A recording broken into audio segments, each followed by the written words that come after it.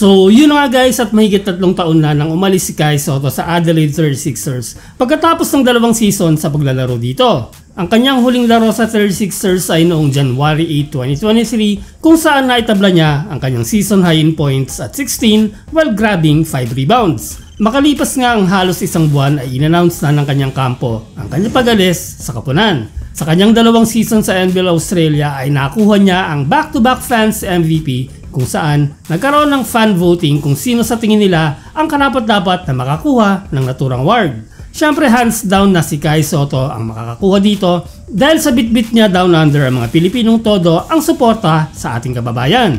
Medyo matindi ang naging backlash ng mga Australiano sa fans MVP na yan na nakuha ni Kai Sotto at ang ilan pa nga sa kanila ay nagbabanggit na dapat nga daw ang botohan ay sa mga Australian citizen lamang at mga naninirahan lamang sa Australia mismo. Well, hindi lang siguro matanggap ng mga Australiano na isang Asian player at hindi local nila ang nakakuha ng award na ito, kaya naman ganun na lang ang mga nagiging reactions nila sa pagkapanalo ni Kai sa award na yan.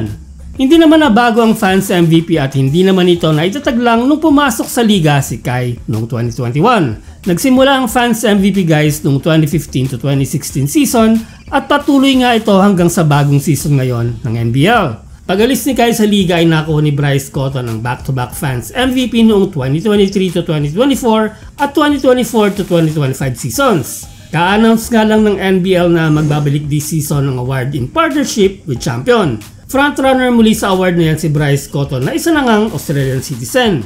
Sa Adelaide 36ers na naglalaro si Bryce at inaasahan ng marami na makukuha niya ang 3-peat sa award na yan. And speaking of Kai Sotto ay maugong ang balita na possible na siyang makalaro ngayong October just in time para sa opening ng bagong season ng Japan B-League.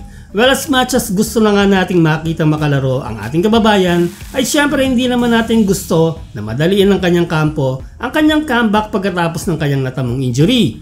Wala pang ang official na pahayag ang kanyang kampo sa kung kailan nga ba natin muling makikita si Kai in action. Kaya naman ingat lang po tayo sa mga nababasa natin online at magantay tayo sa official announcement na galing mismo kay Kai Sotto.